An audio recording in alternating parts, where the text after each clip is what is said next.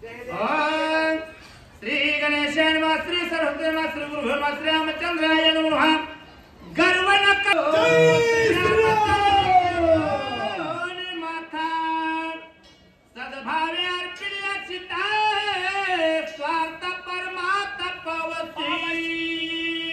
वा वा वा वा ए रावणा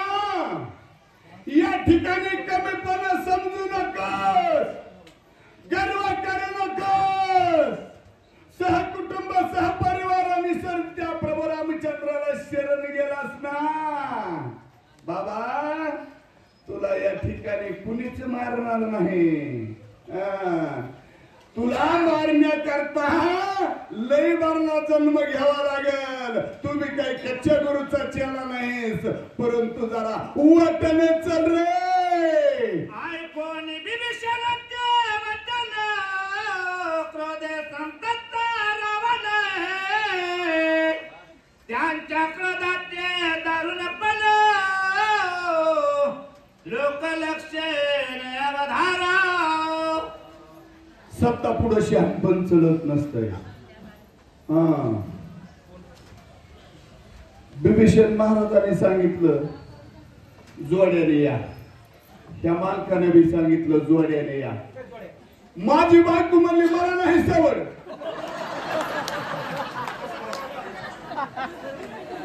आता लांब भांडण जवळ म्हणली बघ तू जावरी तोंड करून तू मोकळास तसा मी हाय काय लय अवघड आहे बाबा नो साडे देशाचे तरी काय सल्पी आहेत काय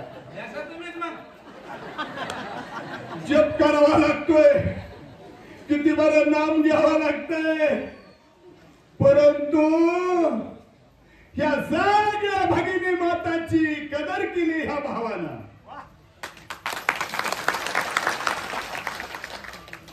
कुणाला आपल्या प्रपंचापुढे दिवाळी कळत नाही राखी पुन्हा कळत नाही पंचम तर माहितीच नाही लय काम असते कुणाची बहीण आणि कुणाचं काय आपलं घर ना आपण बर परंतु पंचम सुरू व्हायच्या अगोदर ह्या भावानं तुमची पंचम केली आहे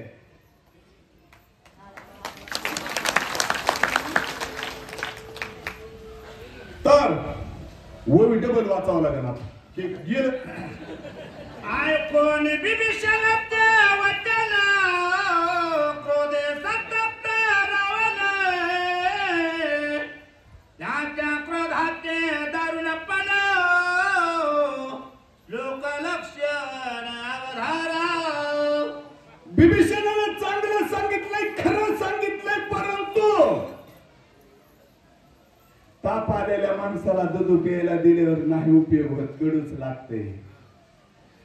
कडुलिंबाच्या पाल्याने ताप राहते विभीषण कडू बोललाय परंतु ते त्याला रागावले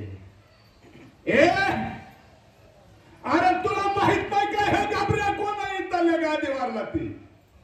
आणि हित्या माणसामध्ये मला टर टर टर टर उठलं सर शहाणपणा शिकवितस आय कोणी विभीषणाचे वचन रावण झाला क्रोध संपन्न आरक्त वाटारिले नयन जैसे जास्वंदवान फुलले पत्रकार महाराजांचे पुढे उन्हाळ्यामध्ये पळस फुलवलं पळस ह्या